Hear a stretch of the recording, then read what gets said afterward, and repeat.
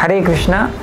నరసింహలీలలో రెండు చాలా విరుద్ధమైనటువంటి క్యారెక్టర్స్ వస్తాయి. ఒకటి హిరణ్యకశిపు, మృత్యుని ఆల్మోస్ట్ జయిస్తాడు, 3 లోకాలపైన ఆధిపత్యం పొందుతాడు, అష్టసిద్ధులు ఆయనకు వరిస్తాయి.